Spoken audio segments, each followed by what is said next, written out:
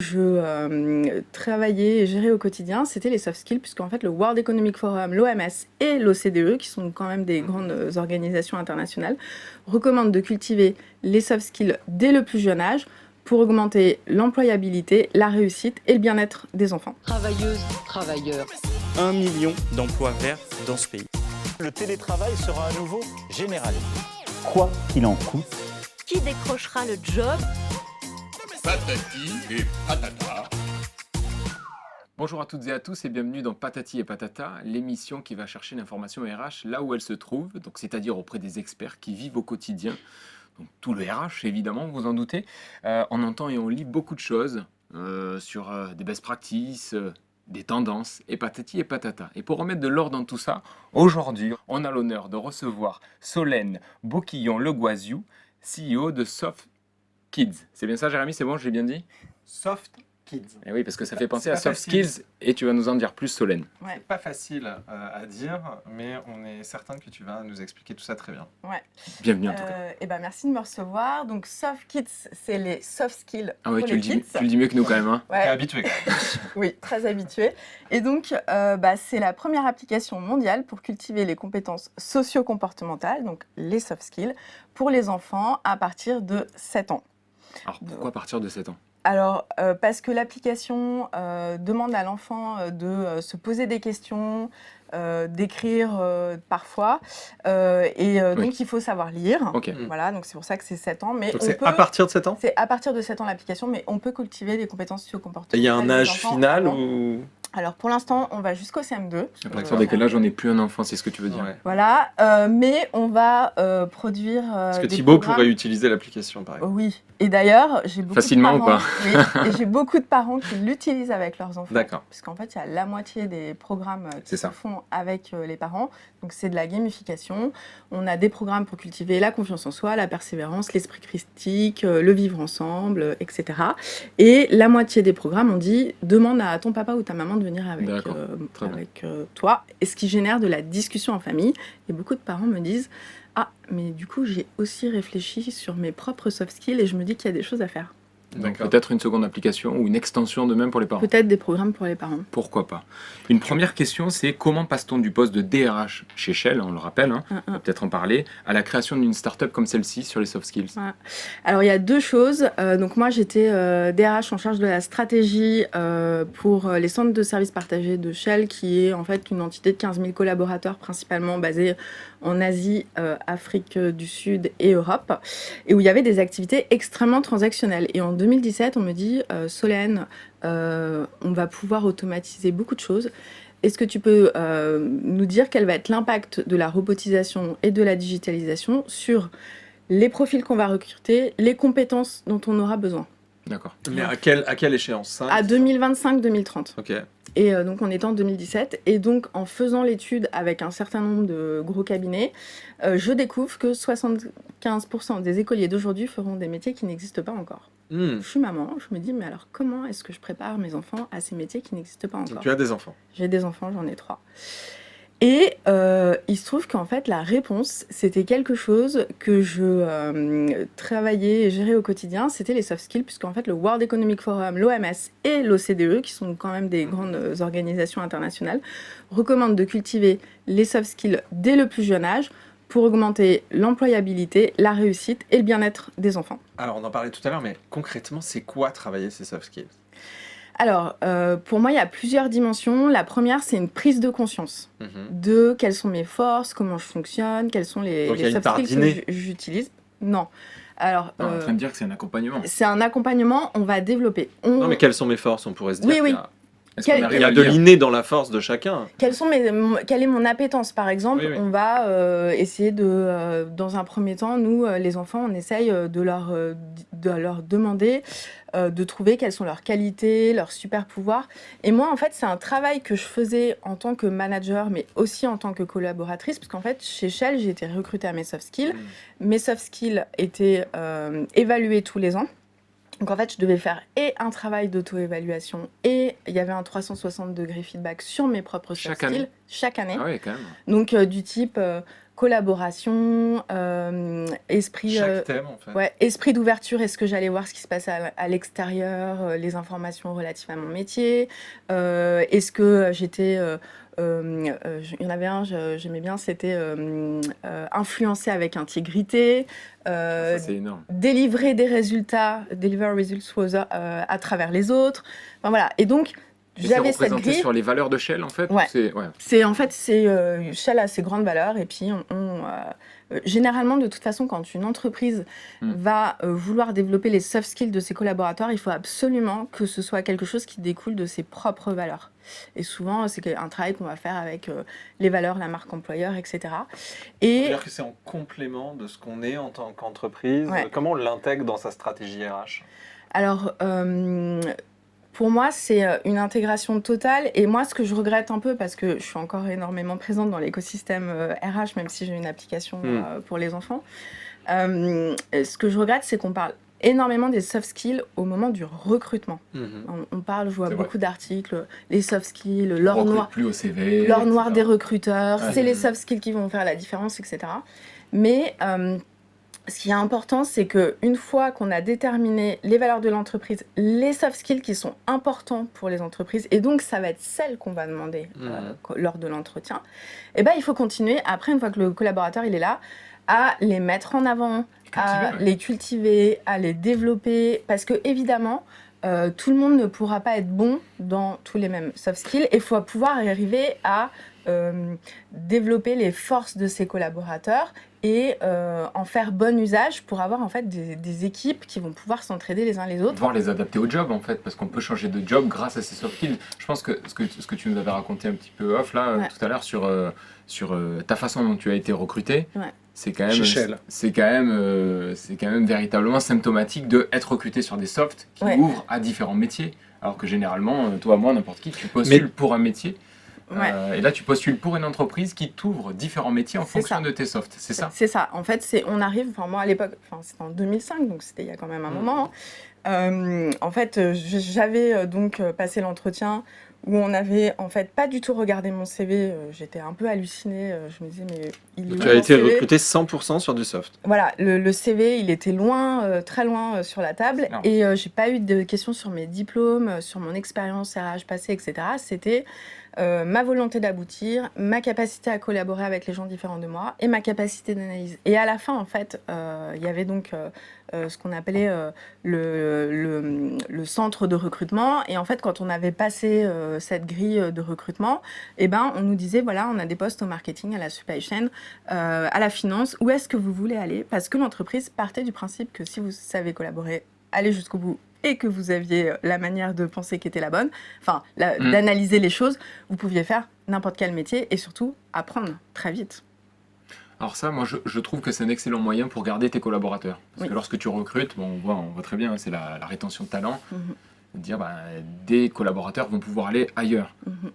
Et les DRH se questionnent aujourd'hui sur le comment pouvoir garder ces collaborateurs en leur proposant des évolutions, mais c'est souvent des évolutions verticales pour le coup, et pas nécessairement horizontales, alors que parfois la clé peut être horizontale. Oui, horizontale. Alors moi, ce que je faisais, c'est tous les trimestres, je faisais des plans de succession.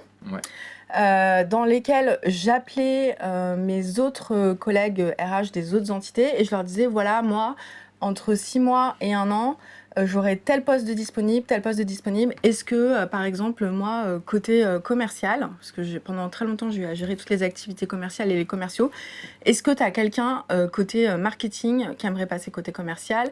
Est-ce que tu as quelqu'un à la supply chain qui a une appétence pour vendre et tu vois que quand, en fait, il a des discussions avec les logisticiens ou les boîtes de transport, tu vois qu'il y a un bon feeling et qu'il pourrait passer de l'autre côté, etc. Et donc, en fait, on planifiait 6 à 1 an à l'avance tous les changements de poste. Et de toute façon, au sein de l'entreprise, tout le monde devait bouger de poste tous les 3-4 ans. D'accord. C'est hyper positif. Donc, tu as retenu une expérience très forte, en fait. Oui. Si tu as un message à donner aujourd'hui à des DRH, alors, moi, je leur dirais, pensez un peu en dehors de la boîte. Parce que je pense que le gros... Et là, tu dis plus, c'est c'est que là, on pense beaucoup plus qu'en dehors de la boîte. On dit carrément, on recrute totalement en fait par le soft. C'est-à-dire Ouais. que dans ton exemple, c'est du 100%. Aujourd'hui, est-ce qu'il y a Mm. beaucoup d'entreprises qui recrutent de cette manière en France? Alors, ça commence un petit peu, mais Pour certains, c'est ce qu'ils appellent plus- le feeling. Voilà, c'est D'ailleurs. plus les entreprises anglo-saxonnes.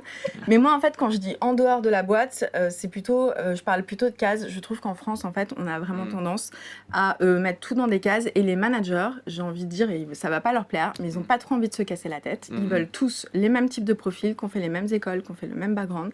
Et en fait, ils ne voient pas le potentiel de certaines personnes qui pourraient, mais très rapidement, se développer et cartonner et arriver en plus avec de la créativité, des nouvelles idées, etc., plutôt que d'avoir... Et donc, il y a toujours un le même portrait type de profil. robot sur certains types de postes. C'est-à-dire qu'on pourrait dire, Il y a des softs. via les softs, Mhm. est-ce que sur certains types de postes, il faut plutôt avoir une appétence là-dessus. Et donc, du coup, derrière, ça nous permet de faire une fiche de soft qui nous permettrait de dire... Oui. d'ouvrir presque un poste demain ou une annonce emploi si vous êtes curieux, si vous êtes sympa, si vous êtes voilà, je sais pas. Ouais. Non mais on pourrait Eh ben, arriver à un truc comme ça. alors je sais plus s'ils le font toujours, mais à l'époque ils étaient hyper précurseurs. C'était Netflix. En fait, Netflix ne recrutait que par... en fait, ils appelaient même pas ça des entretiens. En fait, ils demandaient à 3 collaborateurs de faire un entretien à un collaborateur, mais un entretien type café. Enfin voilà. Et en fait, si les 3 autres avaient trouvé le mec ou la nana sympa, eh ben ils le prenaient. Ça matchait. Voilà. Ce que dit Jérémy, c'était un peu feeling là pour le Voilà, coup. et donc là, c'est un peu feeling. Mais en fait, on sait très bien qu'il y a certains types de postes où il y aura des compétences socio-comportementales, type résolution de problèmes, type collaboration, voilà, qui vont être plus importants. Et donc, on va aller plutôt vers ces sujets-là. Moi, j'ai fait un post il n'y a pas très longtemps sur LinkedIn sur ce sujet. Moi, par exemple, dans mes équipes, j'essayais de me détacher de la fiche de poste. C'est-à-dire que quand j'avais des gens qui venaient et qui me disaient « Oh là là, mais moi, j'aimerais trop être dans ton équipe. J'adore ce que tu fais. J'ai vu que tu avais un poste disponible, mais moi, Excel, c'est pas mon kiff. » Et ben moi, je disais à la personne « Mais c'est pas grave, on va trouver quelqu'un d'autre dans l'équipe dont Word Excel, aussi. c'est le kiff. » Voilà, c'est ça. Ou PowerPoint, etc. Mais en fait, pour dire que je trouve qu'on est trop à... J'ai une fiche de poste, j'ai des tâches. Après, c'est que les managers aussi et les recruteurs comblent une case. Donc, ce que tu dis, c'est vrai. Oui, c'est créer qu'on- un process. Ouais. Mais plus qu'un process, ils recrutent pour quelque chose de bien défini, pour un job. Non pas pour un poste, mais pour un job à effectuer. Donc, il leur faut le mec qui sait effectuer ce job, mais qui sait hard skill effectuer ce job, Ouais. et pas soft skill effectuer ou trouver les moyens de pouvoir l'effectuer.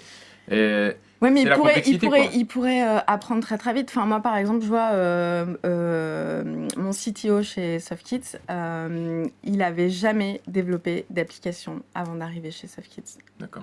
Je lui ai fait un entretien soft skill. Je voulais quelqu'un de curieux, qui arrivait à résoudre est sortie en combien de temps?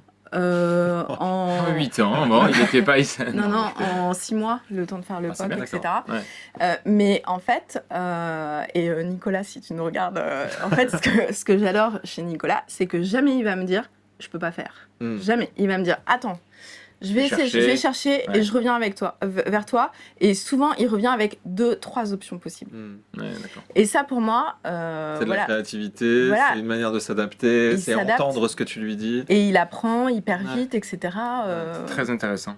Si on revient juste à ton application, parce qu'on s'approche de la fin de notre échange, est-ce que les parents pourraient pas se dire que finalement c'est pas un petit peu jeune pour faire ses premiers pas dans le monde du travail, même si tu fais pas travailler les gosses, mais en fait travailler sur leur soft, c'est quelque part les mettre en Les confronter peut-être Les confronter, à je une cherchais. réalité À une qui réalité, n'existe pas exactement. encore. Et ben en fait, on n'est pas obligé de leur parler des emplois. Donc tu leur parles de super pouvoirs. Ouais, moi je leur parle Voilà. de super pouvoirs. Et c'est vrai que en France surtout, mais pas dans les pays anglo-saxons où ils sont déjà très en avance sur ce sujet, et même en Inde par exemple, où il y a beaucoup d'écoles qui font des cours de soft skills. En fait, on a tendance à croire en France que les soft skills, c'est le terrain de jeu de l'entreprise. Or, pas du tout. En fait, tout démontre que plus tôt on les apprend, mieux c'est. Et les enfants, en fait, ils apprennent leurs soft skills sans savoir qu'ils apprennent en fait. savoir qu'ils les apprennent, et ils n'ont pas ils peinent pas à développer leurs compétences comportementales. Ok. un enfant à qui on va expliquer que bah non, pour persévérer, par exemple, pour faire ses devoirs, il ne faut pas se dire ah là là, mais j'ai toute cette liste-là, je vais jamais y arriver, etc. Et lui expliquer la méthode des petits pas et le fait qu'on apprend de ses erreurs, etc. Et ben voilà, ça va être beaucoup plus facile que quelqu'un qui a cultivé le fait de tout est tout le temps dur et Bien sûr. Bien sûr. Aux parents qui nous écoutent et qui n'ont encore pas téléchargé l'application et qui, on espère, vont le faire, Ouais. qu'est-ce que tu pourrais leur dire rapidement comme exercice à faire avec leurs enfants pour Télécharger checker, l'appli. non, mais pour checker ou développer les softs de leurs enfants? Alors, 1, il faut télécharger l'appli. 2, il faut énormément observer ses enfants. Je pense qu'on ne passe pas assez de temps à observer ses enfants et leur dire ce qu'on observe. Je donne juste un exemple. Il y a un module sur les qualités Hyper intéressant. où l'enfant doit dire est-ce que je pense que je suis organisée ou pas. Et en fait, il y a une maman, elle est revenue vers moi, elle me dit je comprends pas, mon fils, tous les matins, il fait son cartable tout seul, il s'habille tout seul, il est prêt à l'heure, etc. Et quand il y a organisé, il met qu'il n'est pas organisé dans le jeu. Et en fait, elle me dit, je me suis rendu compte que la manière dont lui se voit et la manière dont moi je le vois, c'est différent. Et donc, ajustement. Verbaliser pour ajuster. Faire un Verbaliser, voilà. Ok. Comment ça marche pour les parents donc on peut télécharger, tu nous l'as dit, l'application, mais derrière on va payer. Alors, c'est à quel un moment ça c'est un passe à abonnement. la caisse? C'est un abonnement à 4,99 € par mois. D'accord. Oui. Donc, voilà. Et donc avec ça, ils vont avoir accès à tous les programmes. Et en plus, on a des outils type exercice de sophrologie, cohérence cardiaque, aide aux devoirs, défis à faire en famille. Donc il y a plein de choses qui peuvent être faites. Et puis, s'ils n'ont pas encore... s'ils hésitent à la télécharger, etc., il y a une deuxième option, c'est ils en parlent à leur DRH ou à leur comité d'entreprise, puisqu'en fait, SoftKids intervient aussi dans le cadre des politiques de parentalité. Ouais. Et donc, on intervient en entreprise pour expliquer aux parents comment développer les soft skills de leurs enfants, parce que le bénéfice caché que moi, je n'avais pas vu au départ, mais qui me revient vraiment par les utilisateurs, c'est que plus on développe les compétences socio-comportementales de ces enfants, et moins on a de charge mentale en tant que parent.